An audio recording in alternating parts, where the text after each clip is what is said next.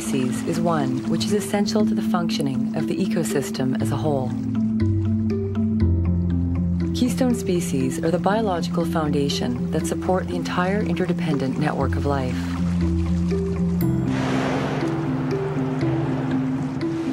They are the ones that many other animals simply can't do without. Without them, the ecosystem would unravel.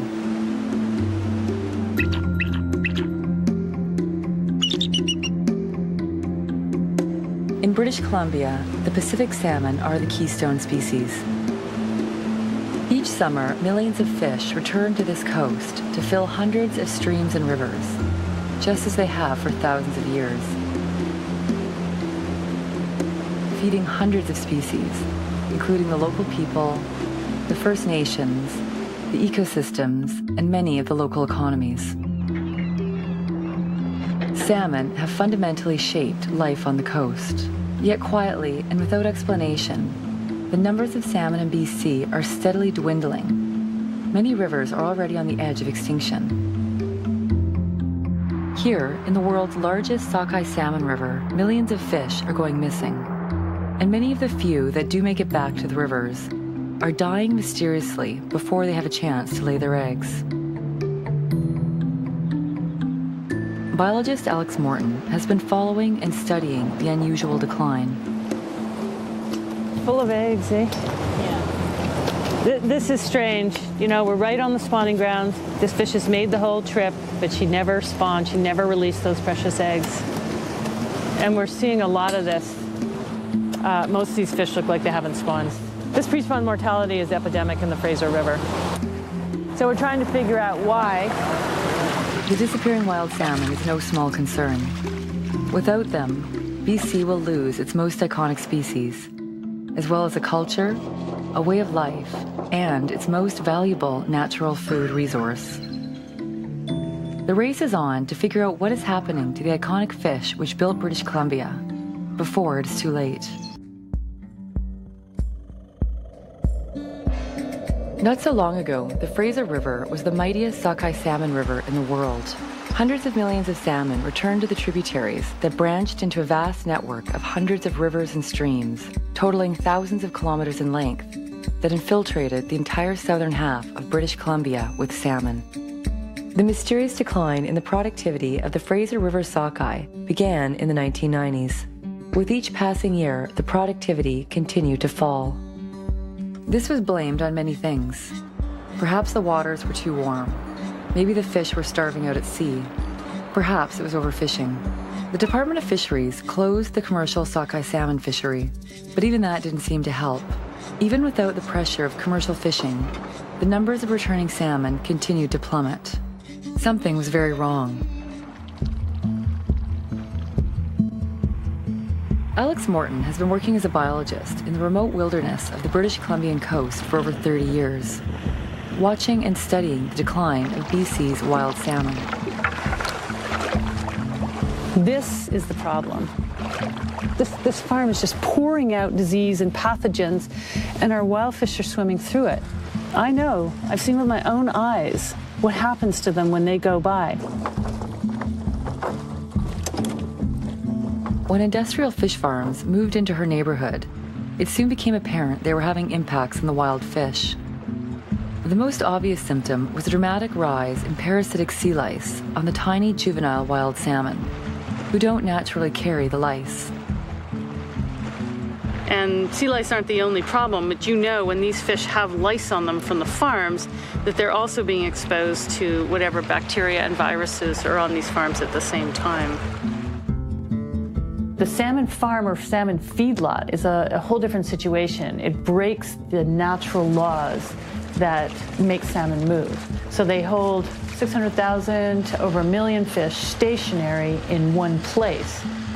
This amplifies the waste, but also, most seriously, the pathogens. Because it's so easy for viruses and bacteria to jump fish, to mutate, and then explode out of the farm in a billowing cloud. This is the major wild salmon migration route in British Columbia. That's where they put the salmon farms. They're clustered in these little narrow channels. Now, when one of these farms has a disease outbreak, so many viruses come out of the farm that they actually fill the entire channel. And then here come the Fraser sockeye, and they go through this channel and they come out the other end. And when the fish go on, they're contaminated, without a doubt, with whatever is coming out of those farms. So if we just look at the timing of the situation, the Fraser sockeye began to decline in the early 1990s, at exactly the time that the salmon feedlots were put onto their migration route. The one run that is not declining is never found in those salmon farms and appears to be going around the southern end of Vancouver Island, and those are the Harrison sockeye, and they have been increasing over the same time period. Is it a coincidence that the only sockeye that are doing well are the ones that are not passing close to the salmon farms? The Department of Fisheries and Oceans, otherwise known as DFO, is the agency responsible for the protection of fish in Canada. In 2006, DFO tasked one of their employees, Dr. Christy Miller, to look into the disappearance of the Fraser fish. Dr. Miller heads up a cutting-edge research lab, which uses an emerging science called genomic profiling, which gives scientists an unprecedented insight into the life history of a salmon. Dr. Christy Miller, her work, genomic profiling, the way I see it is she makes the fish talk.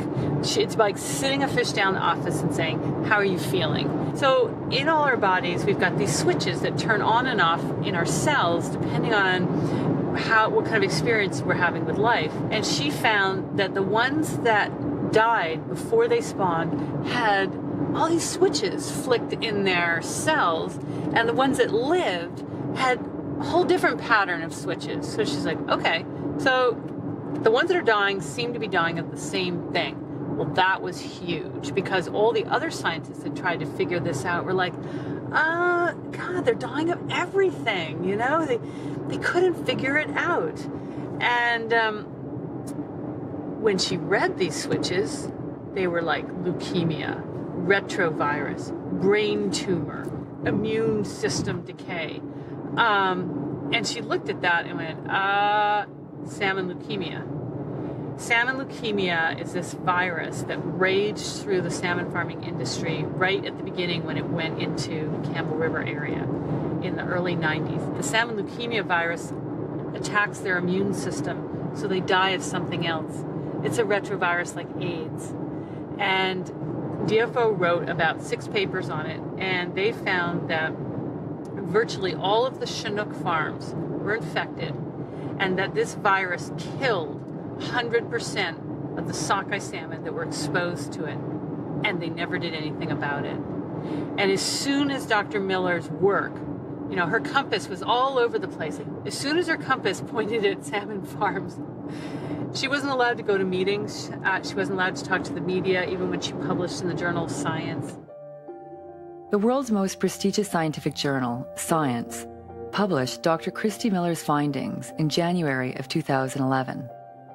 It was hailed as some of the most significant new salmon research in a decade. Hundreds of reporters lined up to interview Miller about her findings, but they were all turned away. Dr. Christy Miller is head of molecular science for DFO, one of the top scientists on the West Coast. And when we learned that she had a paper coming out in one of the leading journals, there was a lot of interest in the media in talking to her. I asked for an interview time to be set up, never heard back. So go back to DFO and ask what's going on, and there's met with this kind of wall of silence. There's no question that the federal government, with orders from Ottawa, muzzled her and kept her from speaking about a science paper which had been published. It's pretty disturbing, I think, when the government starts to mess around with science. It starts to try and shape the picture and try and control science in a way like that. I mean, muzzling scientists is not something that should be happening in a great democracy. There were questions about whether or not she'd get funding for continued research. Unfortunately, I guess I can't phone her up and ask her because she can't talk.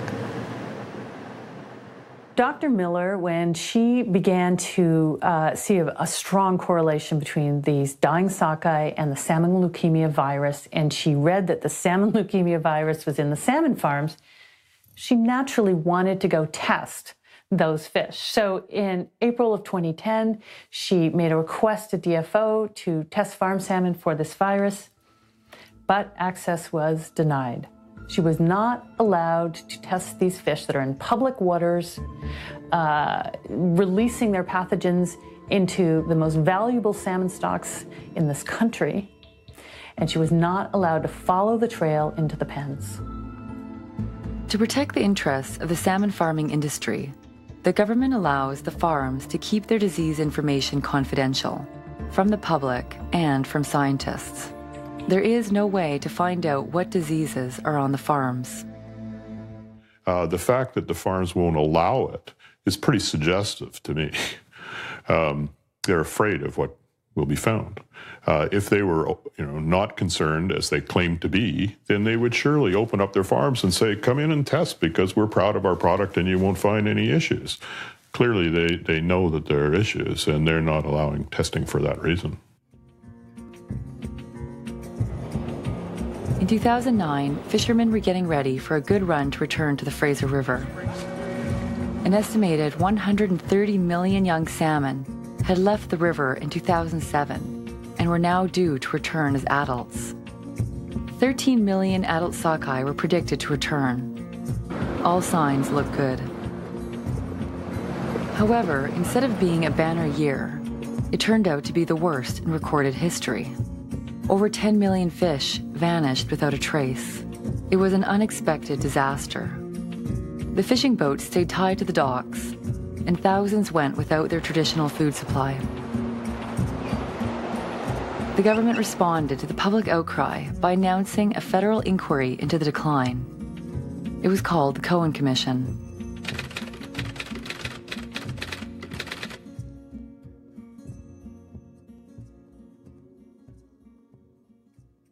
Well, it was the first ever federal inquiry we've had on any fish species in Canada. We never had a commission on the collapse of cod, and that was a huge loss to Canada and to the world. And we should have learned a lot of lessons on that. The $26 million inquiry included 150 days of hearings. Many theories were presented about why the fish might be disappearing. Items on the table included overfishing, sharks, water temperature, pollution, and even predatory giant squid. It wasn't until the final days that the inquiry turned its attention to salmon farms. Dr. Fleming, I'm very interested in your Norwegian experience. As I understand your evidence in Norway, the government in its wisdom has seen fit to recognize that certain fishing rivers or migratory routes for fish are important enough that they should keep salmon farms off of them? That's correct. And so, does that mean the government recognizes a risk to wild fish from fish farms? Yes, there are official statements to that fact. One of those risks is the risks of disease transmission? Yes. The wonder of the Cohen Commission is that they could put senior bureaucrats on the stand who had to be examined, which is not a place they commonly exist. And they were very uncomfortable with that. The possibility of disease affecting the wild sockeye runs has never been a factor for BC in terms of a siting decision. Is that fair? That's a fair comment, isn't it? I couldn't really say because... What about you, Mr. Swartfigger? Can you think of a site that's ever been rejected by the federal government because of its impacts on wild salmon migratory routes? No, I can't. At least 10 fish farms approved right in the narrowest channel of the Discovery Passage, the narrowest place the wild salmon migrate through. Was that risk considered when they were approved? Wild fish get infections. I'm no expert in fish health, but my belief is wild fish get infections, whether as part of a natural course of fish being in the natural environment. DFO, are they in a conflict of interest? Yeah, I think they're in a serious conflict of interest. They have to, by their mandate, they're supposed to protect wild fish, and by their political masters, they're supposed to support the development of an aquaculture industry. In the final days of the inquiry, Justice Cohen called on DFO's Dr. Christy Miller to testify about her findings. For the first time, the public would have a chance to hear Miller speak about her discovery, since her gag order had been imposed. What you found is some sort of new virus. Your leading suspect was salmon leukemia virus. Yes, it was. And if in fact that's the case, this in fact may be the smoking gun for the 2009 declines. It could be the smoking gun. She's doing some fantastic work under very difficult conditions, and in conditions where she says she's been intimidated by her managers for reporting on health issues around wild salmon. She felt intimidated about the potential loss of her data if she went public. She felt intimidated in terms of her budget, and so that was extremely revealing. So while all this was happening, Dr. Rick Rutledge was very worried about the Rivers Inlet sockeye because they were in an unexplained decline, a lot like the Fraser sockeye. I had no idea as to why the numbers were so low.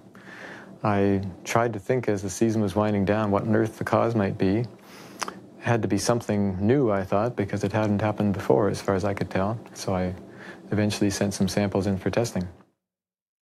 I remember when he called me, it was a dark October night, and he said to me, Alex, are you sitting down? It was like he was going to tell me that someone we knew had died.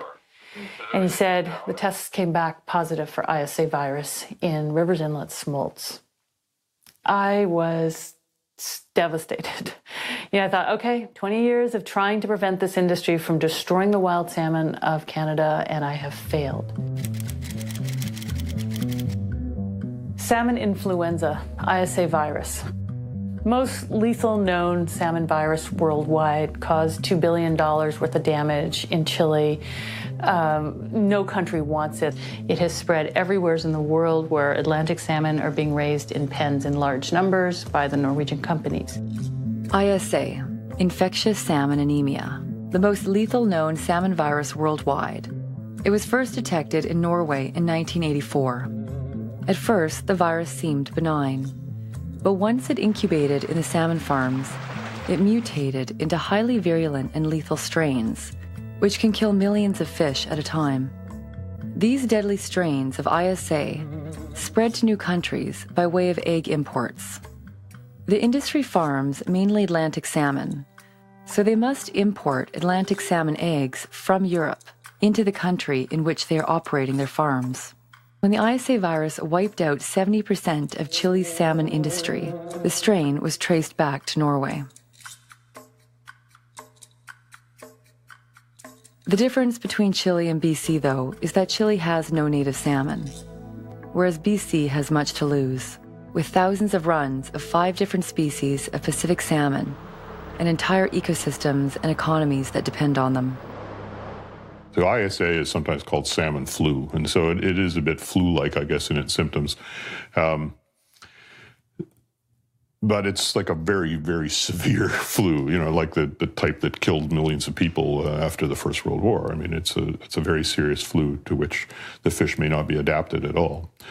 And incidentally, it was that crowding of people into high densities during training camps and so forth and in the trenches in Europe that led to the evolution of an extremely virulent form of flu virus that killed millions upon millions of people. ISA is like mad cow disease in terms of shutting borders, closing farms. ISA is so important that it's an internationally reportable disease. Most salmon diseases are not, but any country, there's a website you can go to, and any country that has it is supposed to be reporting it, and it's up there. ISA caused $2 billion of damage in Chile when it hit down there, when European ISA ended up in Chile.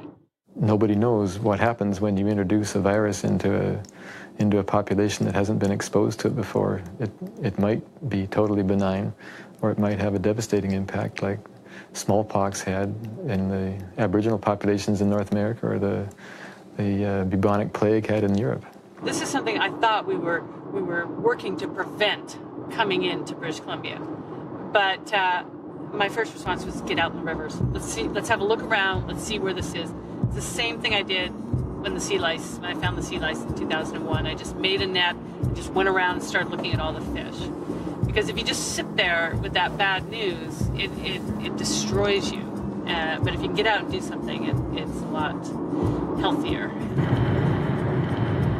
It was late in the season. Most of the salmon were already in the river, but we dashed down to the lower Fraser River because we had been getting reports from people down there that there was a massive number of salmon dying in the river without spawning.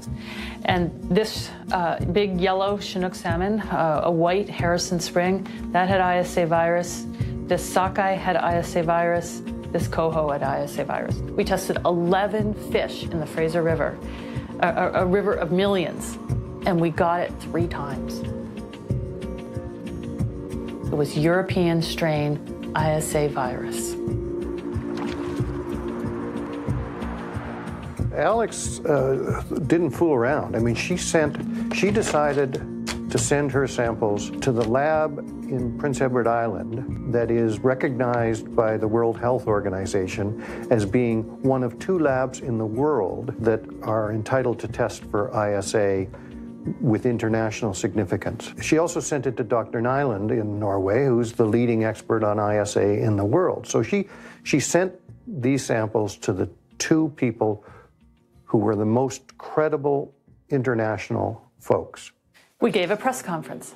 We thought the scientific community should be given the opportunity to engage on this and really figure this out. But really, all hell broke loose when we did that.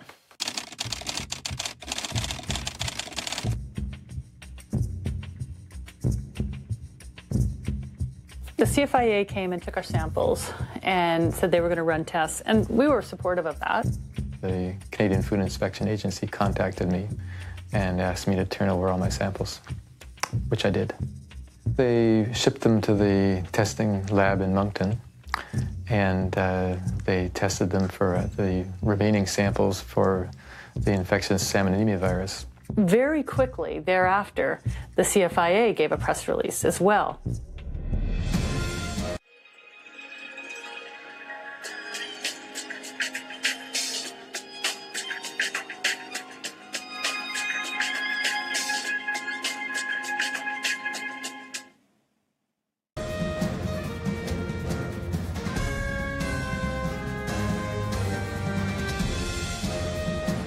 The Minister of Fisheries came out and said that all of them were negative, that our results were completely wrong.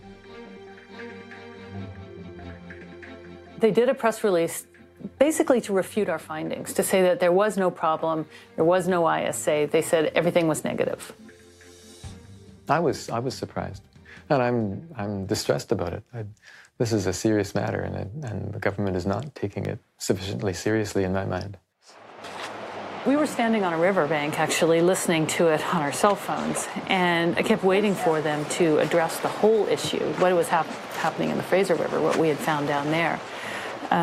When they kept talking about the ISA findings, they fixated on the river's inlet. They never talked about the ISA findings we had in the Fraser River. And with the case of the river's inlet sockeye, those samples were degraded because they hadn't been stored properly. But in the case of the Fraser River samples, these were fresh samples, and they never mentioned them. The minister never mentioned them. They treated us like we didn't exist, like this work was not going on. I had been allowed to look at all the Cohen documents prior to this time. I was a participant, a legal participant, and reading their emails, they were fighting us. Not trying to protect us. This is an internal CFIA email from Joseph Bears to a whole list of people. It says, Con, it's clear that we're turning the PR tide to our favor. And this is because of the very successful performance of our spokes at the technical briefing yesterday. You, Stephen, Peter, and Paul were a terrific team, indeed. Congratulations. One battle is won. Now we have to nail the surveillance piece, and we will win the war also. Oh, what war? What, the war against us, the public? Con, who's Cornelius Keeley, comes back, and he says, hey, concentrate on the headlines. that's often all people read or remember. It's just, it really, you know, these are the same guys looking after H1N1 and mad cow disease. It really does concern me.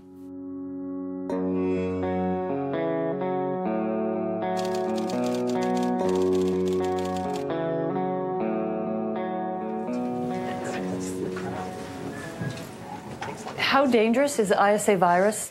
I think a measure of that is the fact that Justice Cohen reopened the entire inquiry. The lawyers had gone home. The rental of the room was over. You know, everybody was just in the write up the report mode, and he reopened the whole inquiry just before Christmas. All labs that had tested for the ISA virus were invited to speak at the Cohen Commission's ISA hearings. Dr. Fred Kibenji, based on Prince Edward Island, heads up one of only 2 world reference labs for ISA. Dr. Arten Island from Norway, considered to be one of the world's experts on ISA. Dr. Christy Miller, head of the genomics lab for DFO. And Dr. Nellie Gagne, DFO's reference lab, and the lab used by the CFIA to test for ISA. When Nell Gagne, who did the test for them, actually went on the stand, she said she had gotten weak positives, and for her, the results were inconclusive. Were your RT-PCR results inconclusive? We reported them as inconclusive, and in this case, all samples submitted showed extensive to total degradation of RNA. And the problem was the samples were so degraded. You know, now, a year after tracking viruses, I am amazed that we got an ISA hit at all in those samples. They were in a household freezer for months. It's not a negative. So for the federal government to come out and say all the results, test results were negative, was not correct. The hearings then turned to the fresher samples that had been tested by the 4 different labs.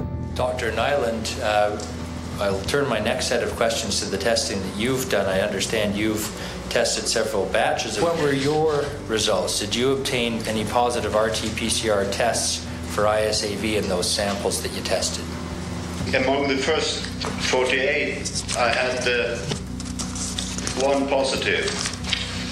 In that testing, we found 2 positive samples out of 48. We did indeed obtain ISA sequence. There's only 1 lab that didn't find it, and that was the reference lab from DFO in Moncton. And, you know, it turns out they were sampling a totally different segment from everyone else who actually found the ISA virus. And you know, we've got 3 or 4 labs that are finding it, and 1 that's a government lab that's not. You know, you have to pause and wonder what's going on, whether they really do want to find it or not.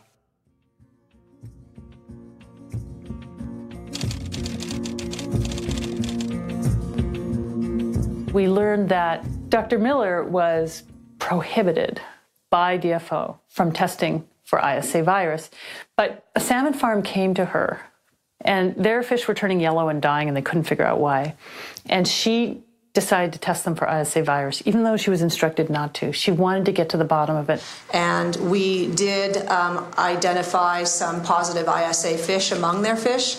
It was decided that we should contact Ottawa about this, and so Stephen Stevens in Ottawa was contacted, and we basically told them the results that we had. I don't think that Stephen Stevens in Ottawa was very pleased that we were doing this testing.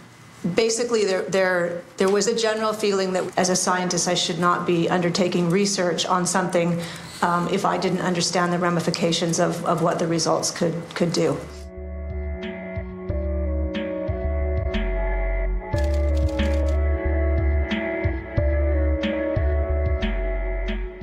Everyone who's reported the virus has suffered a consequence. Kibenji got his lab audited. Dr. Neeland had an ethics challenge against him.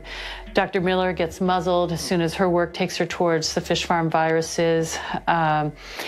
Everyone who tries to speak up about these viruses gets shut up in some way. 3 leading labs around the world, and including DFO's own lab in Nanaimo, had found ISA. And CFIA's response was to attack those labs.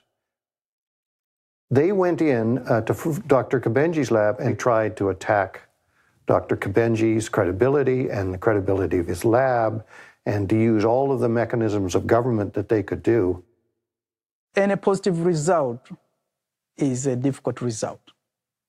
People don't easily accept positive results, and the automatic reaction will be try to find some way of explaining it away in some form. So yeah, that is always the case. It's always there as long as you come up with a positive result. But we are so confident in our work that we just cannot sweep it under the rug. So we are continuously testing, and once we find a positive result, we report it as it is. Dr. Kabenji had the temerity to announce positive test results, and the result, his lab is being analyzed by you. And Mr. Stephen, I suggest to you that the federal government is going to try and take away his OIE certification as a punishment for this. I predict within the next 12 months, Canada will go after his credibility. Isn't that right? I disagree. 11 months later, the Canadian Food Inspection Agency would attempt to strip Dr. Kabenji of his World Reference Lab status, citing results from an audit they had conducted on his lab. If Dr. Kabenji's test results are officially recognized, then BC would be internationally listed as positive for the ISA virus. But if the CFIA's attempt at suspending Dr. Kabenji's status are successful, then BC will remain listed as free of ISA, despite the numerous positive test results. What's happened in Canada is salmon disease has become a federal secret. And the reason we found out at the Cohen Commission is that if this flu virus is confirmed in British Columbia, they say the border is going to close for BC farm salmon to the US and China. Let's say we do find ISA in BC and all of a sudden markets are closed, then there will be no trade, basically. That's when a real aha went off in my mind. I'm like, oh, I totally get this now. You guys are hiding this because it's going to damage the industry. It was so transparent and clear. So, this is where you can see the size of the thing that we're coming up against. This is international trade. Our tests are saying ISA virus is here. The province has told these trade partners that it's not here, and these fish are going over the border. Is this spreading ISA down the coast of California? Is this spreading ISA into Washington State? We don't know. They won't accept the results of any other lab than the Moncton lab. They know the Moncton lab is incapable of finding it. The results have to be confirmed through our National Reference Laboratory. And my understanding as of this date, none of those tests, and as of this date today, none of those tests have ever been confirmed from our National Reference Laboratory. So there is no evidence to support that ISA is occurring in either wild or cultured salmon in BC? Yes, there is no evidence to support that. Do you think ISA is here? Yes. Well, certainly ISA is here. I clearly believe that there is a virus here that is very similar to ISA virus in Europe. There have just been so many positive tests from different labs. The sequences that we have detected in samples from British Columbia have all been of European genotype. And so that gives me a pretty high level of confidence, along with all the tests I do every day, that we do not have ISA virus in British Columbia. Dr. Gary Marty is the provincial health veterinarian for British Columbia. He is in charge of monitoring for diseases in both farmed salmon and wild salmon. I don't understand how Dr. Marty has not found it and these other scientists have. I simply don't understand that. Gary Marty is in a very difficult situation right now because if he reports that ISA is here, the industry that he works with is going to crumble. Shareholders probably don't know what's brewing here in British Columbia. So Dr. Marty is under enormous pressure right now because he is the only one that has had access to these fish and looking into them. So much hinges on what he says and sees. Now, when we have no evidence of disease and PCR results that can't be confirmed, the best way to interpret those is that they are false positive test results. Yeah, these are Gary Marty's records. These are Gary Marty's records. These records are incidences when the fish farm companies came to Gary Marty and asked him to do specific tests on their fish. So here we have a case where Marine Harvest in 2009 submitted fish tissue and they want tests for ISA. Mortality has been increasing. And so in this report where they've asked for a test for ISA, he says, sinusoidal congestion is one of the classic lesions associated with ISA-V infections. Okay, but look at this one here. Marine Harvest, 2 days later, specific request for a test for ISA. ISA is not supposed to be here, but this company is familiar with ISA, is asking for a test. Signed by Gary Marty. Now, what do you know, Gary Marty? Here you go. 1 day later, they again sent tissue for ISA test, Marine Harvest. It was not designed as a public document, so that's one of the unfortunate drawbacks of release of these records to the public. This is another one, I don't know what it means, but sampled 4 fresh morts with hot guts. Mortality increased over the last 2 days. You know, in the reports, Gary Marty does say he sees sign of ISA. To confirm the disease, you actually have to have sick fish that have signs in them that are consistent with the disease. But there you go, that's an ISA lesion, that's an ISA lesion. There's a fish that died of ISA lesions. ISA lesions, according to Gary Marty. There were 55 instances where I put in a diagnosis that was described as a classic lesion of the ISA virus. Right, so that's a fact.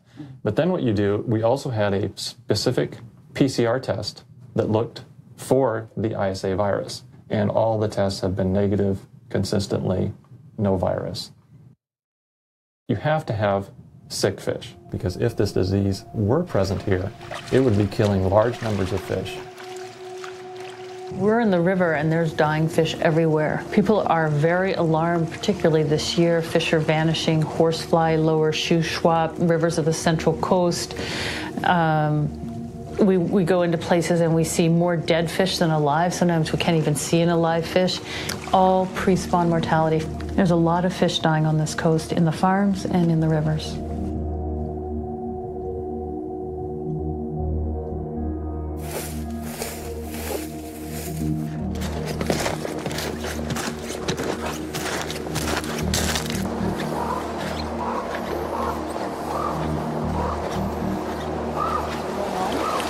Oh, there's definitely something going on.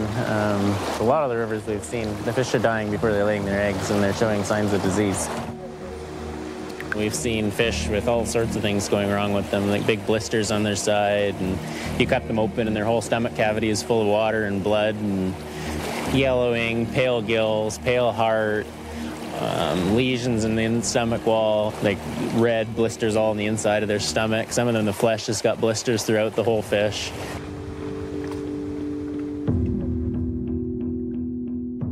This yellow one, the gills are quite pale. Like normal gills should be dark red and fairly clean.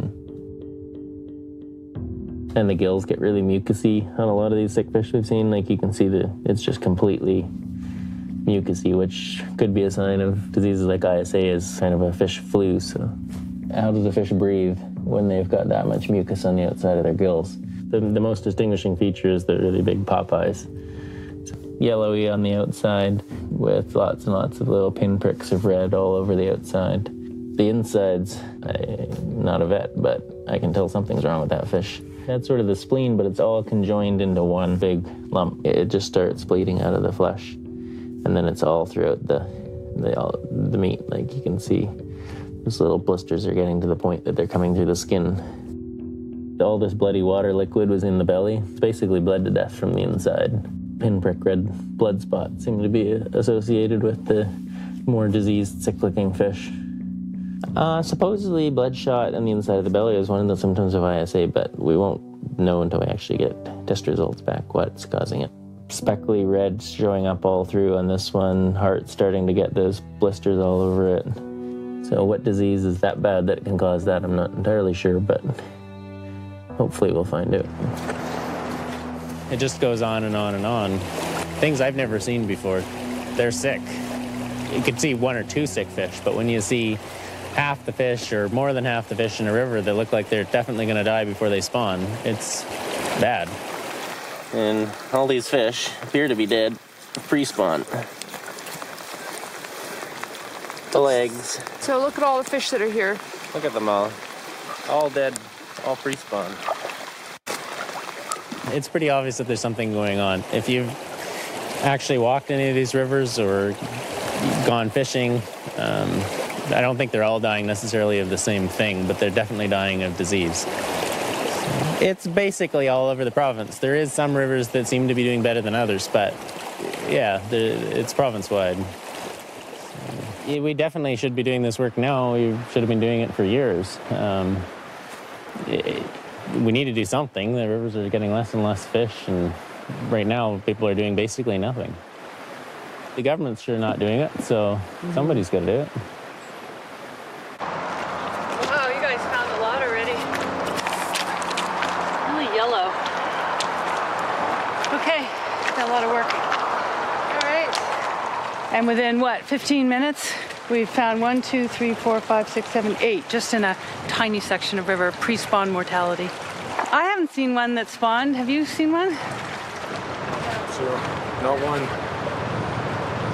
Viruses are delicate. You gotta get them in cool right away and keep them fresh, and that's why we work so fast. Oh, he's got that calamaris. Yes. It is a huge challenge to get these samples to the labs in time, and we need a lab in British Columbia. It's ridiculous. I'm not allowed to use the labs at DFO. I'm not even allowed to talk to them. I mean, I'd like to drive to Nanaimo with these samples right now and put them in a -80 freezer in Dr. Miller's lab and have her look at them. She can do 200 fish a day for 40 pathogens. We're going to spend $200 on just this fish for 3 viruses. I mean, these fish are dying. They have a problem. We're willing to do the lead work and drive the samples right to the door. We're not even allowed to talk to them. We pay their salaries. These fish are dying out. So we ship them to Norway, which is expensive and time-consuming, and the quality of samples is damaged, but we're not going to be stopped by closed doors. DFO does not want to know what this fish died of.